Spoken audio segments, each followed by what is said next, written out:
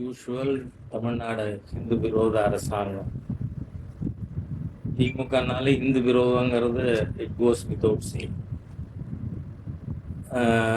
ரம்ஜானுக்கு, பக்ரீதுக்கு, கிறிஸ்மஸுக்கு எல்லாம் வாழ்த்து சொல்லுவாங்க. சொல்லணும், பிரதமரே சொன்னார்.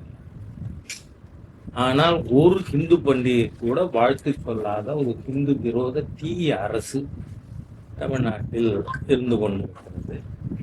இதுக்கு 26 தேர்தலில்